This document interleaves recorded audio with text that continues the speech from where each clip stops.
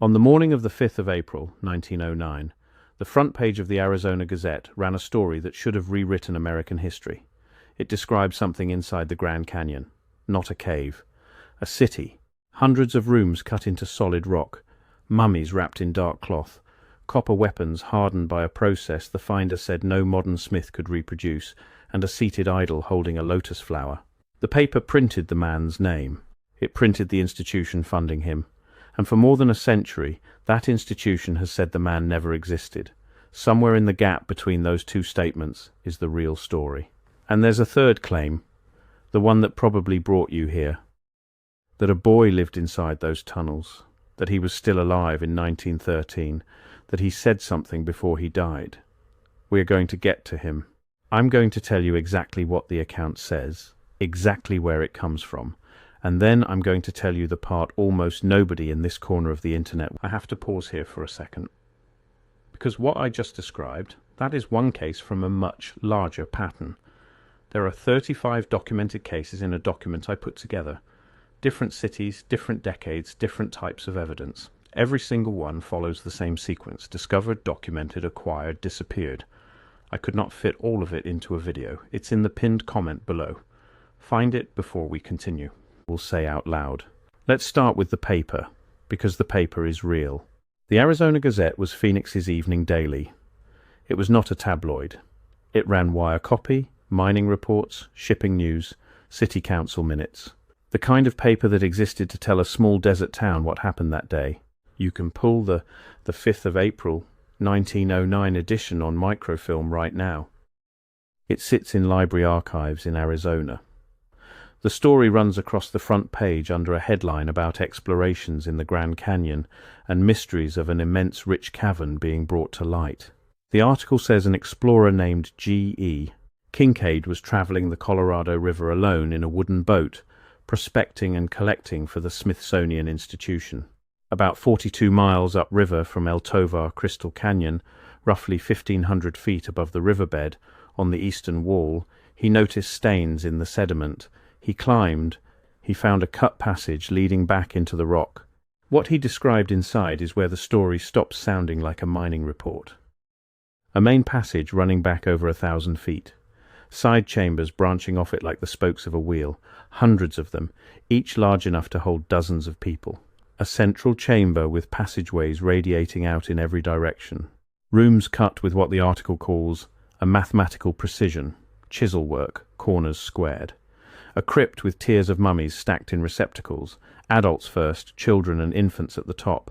And in one chamber, a statue sitting cross-legged, holding a lotus in each hand, its face carved in a manner the article compares to Buddha. Copper implements, hardened to the temper of steel. Urns and cups of copper and gold. Pottery with hieroglyphic markings that nobody could read. Granaries filled with seeds. Enough grey metal to suggest a foundry. And a room the article calls the mystery of the temple. A dark chamber off the main hall that Kincaid did not enter far. The article says the odour coming out of it was overpowering. He said his flashlight would not carry more than 30 feet into it. Now here's the part that matters. The article does not present this as a rumour. It names a second man. It says a Professor S.A. Jordan of the Smithsonian was leading an expedition of more than 30 men on site, that the government was funding the work, and that a full report would follow. That report never came. So the obvious move, the move any honest researcher makes first, is to go ask the Smithsonian. People have, for decades, and the Smithsonian's answer has been consistent and flat. They have no record of a G.E. Kincaid. They have no record of an S.A. Jordan. They have never employed an archaeologist by either name. They have never conducted an excavation in the Grand Canyon of the kind described. They have no Egyptian artifacts recovered from Arizona, no Oriental artifacts, no mummies, nothing. And that closes the file for a lot of serious researchers, and I understand why. A hoax. A slow news day in Phoenix. An evening paper in a small desert town printing a tall tale, because tall tales sold papers in 1909 and everybody knew it, and that is a completely reasonable conclusion. I want to say that plainly, because this next hour is not going to work if I pretend the skeptical answer is stupid. It isn't. It's the most economical answer available. But there are three details that keep the file from closing cleanly, and I want to walk you through each one because they are not the details you usually hear. The first detail is Kincaid himself. If you invent a fake explorer for a hoax story, you invent him once in the story where you need him. That's how hoaxes work. The name appears, does its job, and vanishes. Kincaid appears in the Arizona Gazette almost a month earlier. The 12th of March 1909, a short item, the kind of squib that filled column inches in every small paper in America. It notes that G.E. Kincaid, an explorer, had arrived, having come down the Green River and the Colorado from Wyoming, traveling alone in a wooden boat, and that he had made archaeological discoveries. No temple, no mummies, no Smithsonian, just a man in a boat who had been on the river a long time. That's a strange thing for a hoaxer to bother with. A month of setup in a throwaway item for a payoff nobody knew was coming. It's not proof. A prolific liar might build a bed for the story, but it's the kind of loose thread that makes you keep pulling. The second detail is the names on the map. Open a topographic map of the Grand Canyon, not a conspiracy website. The United States Geological Survey map, the one the Park Service hands out. Isis Temple, Osiris Temple, Horus Temple, Tower of Set, Tower of Ra, Cheops Pyramid, Buddha Temple, Buddha Cloister, Shiva Temple, Brahma Temple, Vishnu Temple, Zoroaster Temple, Confucius Temple, Manu Temple, Wotan's Throne. That is not a rumor. Those are the official, federally recognized names of buttes and formations inside Grand Canyon National Park, printed on government maps, used by park rangers, used by search and rescue. The mainstream explanation is real, and it is documented. A geologist named Clarence Dutton, working for the Geological Survey in the early 1880s, published a monograph on the Grand Canyon district. Dutton was a Victorian intellectual with a taste for comparative religion, and he looked at these vast, isolated buttes standing alone in the canyon and thought they resembled temples, so he named them after Eastern gods. Vishnu, Brahma, Shiva. Later surveyors, following his lead, filled in the Egyptian names. So the names came from a 19th century geologist's romanticism, and not from anything found in the rock. That's the answer, and I think it's probably the right one. But sit with the coincidence for 1 second before you move on. In 1882, a government geologist looks at the eastern half of the Grand Canyon, and for reasons entirely inside his own head, decides to name it after the Egyptian and Hindu pantheons. And in 1909, a newspaper prints a story claiming that a temple full of Egyptian and Oriental artifacts was found in the eastern wall of the Grand Canyon. One of those is the cause of the other. Either Dutton's map inspired a hoaxer to place his fiction exactly where the Egyptian names already were, which is clever and cynical and entirely plausible, or something in that canyon suggested Egypt to two different men, 30 years apart, working from completely different evidence. I lean toward the first. I want to be honest with you about that. But the second one does not go away just because it's uncomfortable. And there's a footnote to the map that almost nobody tells you, so I'm going to tell you because it's real and because it's strange. In 1937, the American Museum of Natural History mounted a serious expedition into the Grand Canyon, not to look for a temple. The lead scientist was a mammologist named Harold Anthony, and his target was Shiva Temple, one of Dutton's buttes. Shiva is a mesa standing alone in the canyon, cut off from the rim by sheer walls on every side, isolated for thousands of years. Anthony's hypothesis was evolutionary. If a population of squirrels or mice had been stranded up there when the canyon cut them off, they might have drifted into something new, an island in the sky. It made the front page of the New York Times. The press treated it like a lost world story, and the museum leaned into it. They roped their way up. They spent weeks on top. And what they found up there, on the mesa, that no human being was supposed to have reached, was evidence that somebody had already been there. Prehistoric artifacts, worked stone, split twig figurines of the kind the ancient peoples of that canyon made, thousands of years old, found on a formation that a team of professional scientists had needed modern climbing gear and press coverage to reach. The expedition found no new species. What it found instead was that the canyon's isolation was a fantasy of the people looking at it from the rim. Someone had been up there. Someone had climbed a wall that a 1937 scientific expedition considered a serious technical challenge, and had done it without ropes, and had left something behind, and had gone home. I want you to hold that in your head. Not because it proves a temple. It doesn't. But because it demolishes the assumption underneath every skeptical dismissal of the Kincaid story, which is the assumption that nobody could have gotten up there and cut into that wall. They were up there. We know they were up there. We know it because we sent scientists to a place we were certain no one had ever been and found their fingerprints waiting. The third detail is the ground itself. Grand Canyon National Park restricts access to certain areas. This is true, it is public policy, and it is not a secret. Large parts of the canyon require permits. Some archaeological sites are closed to the public entirely. The Park Service will tell you why, and their reason is straightforward. There are thousands of documented indigenous sites in that canyon, sites that belong to the Hopi, the Havasupai, the Hualapai, the Zuni, the Southern Paiute, the Navajo. Some of them are sacred, some of them are fragile. Looters have destroyed sites in that canyon for 150 years, and a closed area is the only tool the park has. So the no-go zone that gets waved around in videos like this one has a boring, documented, and frankly correct explanation. I could stop the video right here. Newspaper hoax, geologist with a classical education, Park Service protecting indigenous heritage. Case closed. Thank you for watching. Except that's not why you clicked. You clicked because of the boy. So let's talk about the boy. The account, as it circulates, goes like this. A child, 5 or 6 years old, was living inside the tunnel system when the excavation was underway.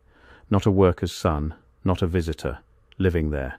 In some tellings he was found by the crew, in others he was already known to them.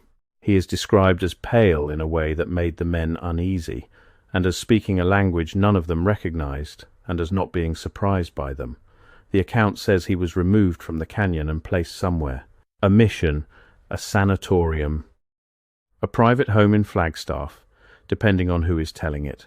And it says he died in 1913, 4 years after the article ran, of a lung condition, and that a woman was with him at the end. And it says that before he died, he told her something. The versions differ, and I want you to notice how they differ, because it matters. In one version, he says the tunnels were not built by the people buried in them. In another, he says the people in the tunnels went into them to hide, and that what they were hiding from came from above. In another, he names a city. In another, he says only that they were told the water was coming, and that the ones who went down were the ones who believed it. Every version is chilling. Every version is quotable.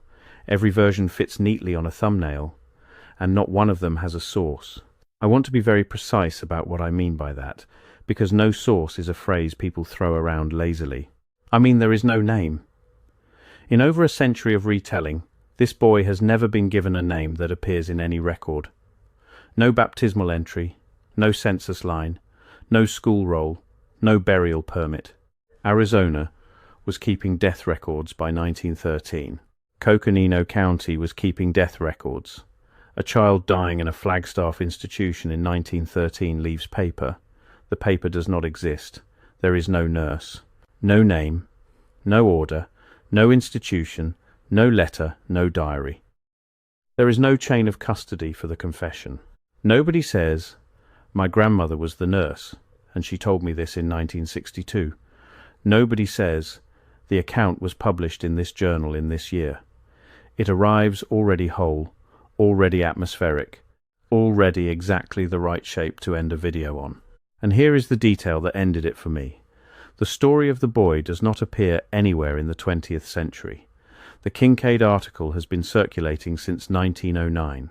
It got picked up by fringe researchers in the 1960s. It ran in newsletters in the 1970s. It was mailed around on photocopies in the 1980s. It hit the early internet in the 1990s, and it was on message boards constantly through the 2000s. That is 100 years of people obsessively retelling this story, and in all of that retelling, In every newsletter and photocopy and forum post, there is no boy. He shows up in the last decade or so. He shows up at exactly the moment the algorithm started rewarding a specific kind of ending. An ending with a witness. An ending with a last word. So I'll say it plainly, because you deserve better than a channel that strings you along. I do not think the boy existed. I think somebody made him up recently, and I think they made him up because the real story has a hole in it, exactly the size of a witness, and a hole is bad for retention. Now, before I go further, that document in the pinned comment. If you have not found it yet, go there now, because everything I cover in these videos is one piece of a pattern that only becomes visible when you see all 35 cases together. The document shows you the full pattern. What I can show you here is the surface. What is down there is everything underneath it. Pinned comment, now, then come back. Here's why I still made this video. Because the fact that somebody had to invent a witness tells you something devastating about what we actually have. And what we actually have is the thing you should be angry about. Think about what the record contains. A front-page story in a real newspaper, naming a real institution, describing a specific site at a specific location, promising a formal report, and then nothing. No report, no retraction, no follow-up. The Arizona Gazette never printed a correction.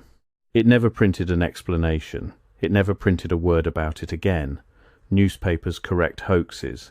That's the entire social function of a correction.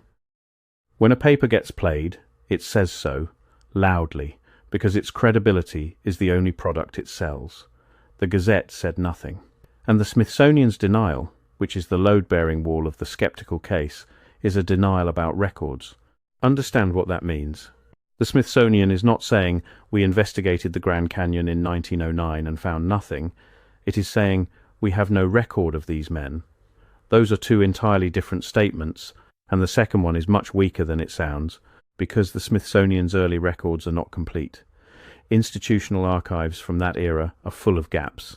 Collectors worked on informal contracts. Field agents were paid out of discretionary funds. Correspondence was thrown away when offices moved. The absence of a file in 1909 does not carry the weight that the same absence would carry today. I am not saying the Smithsonian is lying. I want to be clear.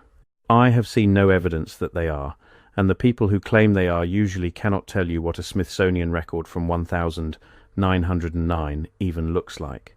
What I am saying is that the entire debate, both sides of it, is being conducted on the surface of an archive with holes in it, and that is the thing worth sitting with, because this is the pattern.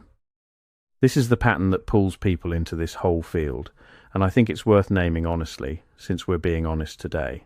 Somewhere between roughly 1,850 and roughly 1,930, the American physical and documentary record went through something violent. That is not a fringe claim. That is just what happened, and the receipts are municipal, not mystical. Start with the buildings, because the buildings are the loudest. The World's Fairs.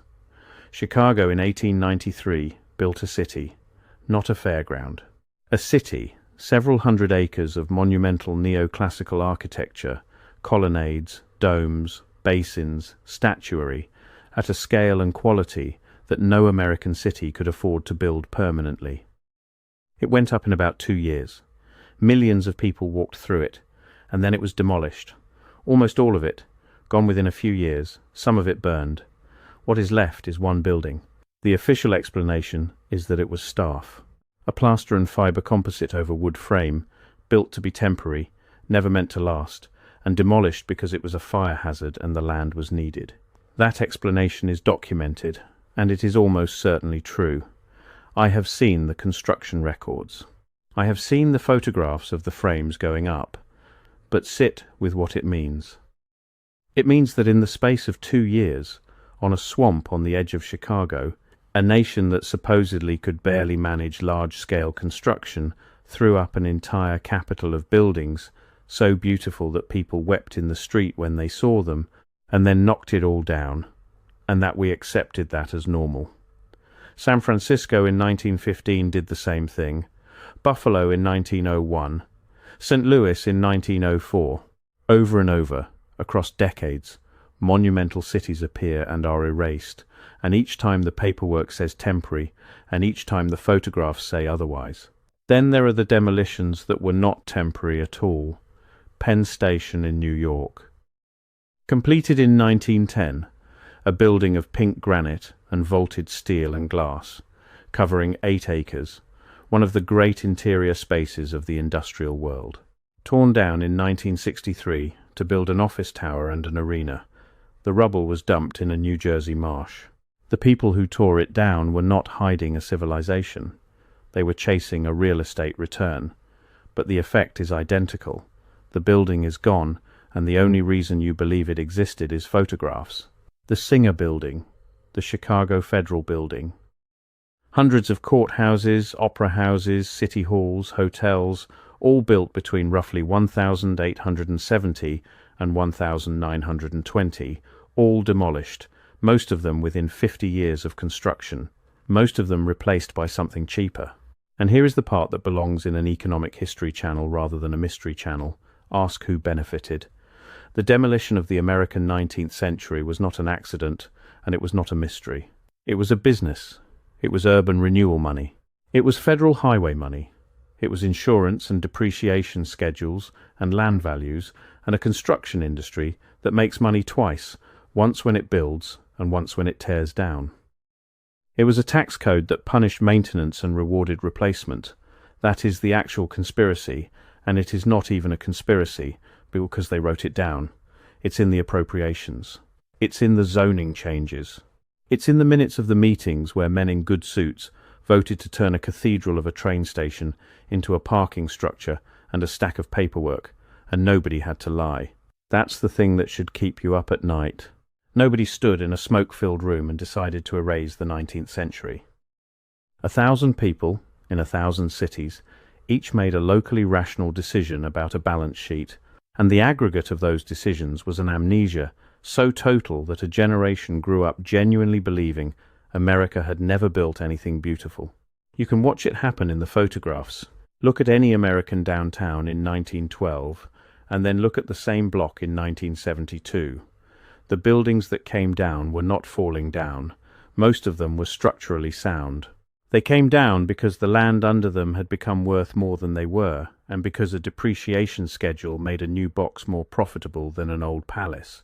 That is how you lose a civilization. Not to a flood, to an accountant. So when someone in this space says the past was erased, they are half right, and they are right about the half that can be proven. The buildings were erased. The craft was erased. The knowledge of how to cut that stone and vault that ceiling at that price was erased, and it was erased for money. Where I part ways with the field is the leap that comes next. The leap that says, because the buildings are gone, a global empire is gone. That because the fairs were demolished, they were not built. That because the record has holes, an entire civilization fell through them. I don't think you need that leap. I think that leap is what lets people dismiss the whole question. And I think the boy in the tunnel is the same leap in miniature. Somebody looked at a hole in the record and could not stand it.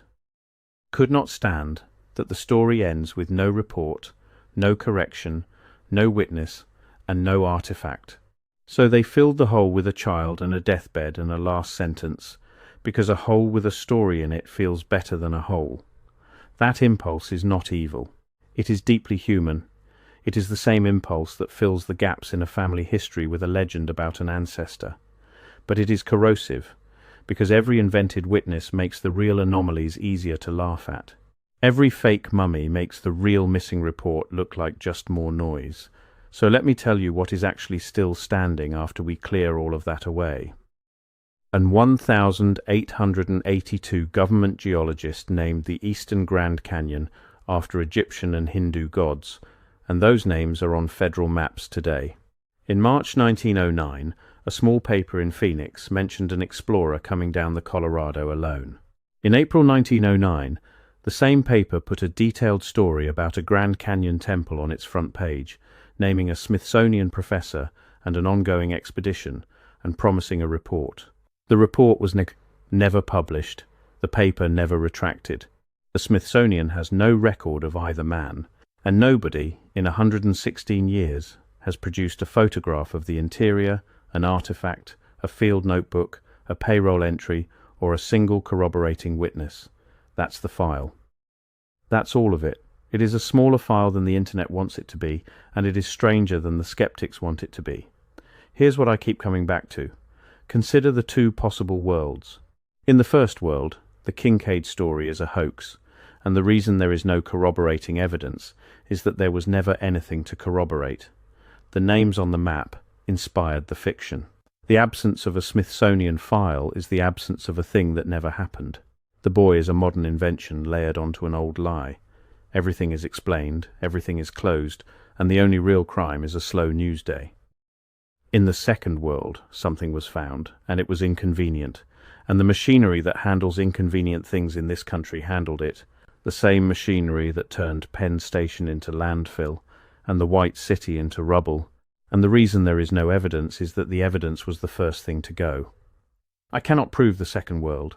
Nobody can, and anybody who tells you they can is selling you a boy on a deathbed. But notice something about those two worlds. In both of them, the record is not to be trusted. In the first, the record lied to you on the front page in 1909, and nobody ever corrected it. In the second, the record was cleaned. Either way, the paper in the archive is not a reliable narrator, and either way, that should bother you more than it does. That is the thing I actually want you to take out of this. Not that there is a temple in the canyon. There is probably not a temple in the canyon. But that the machinery of forgetting in this country is real. It is documented, it is economic, and it is faster and more thorough than you have been led to believe. It took 30 years to erase Penn Station from the skyline, and about one generation to erase it from expectation. It took less than a decade to erase the White City. It took one unpublished report to erase whatever, if anything, was in that canyon wall.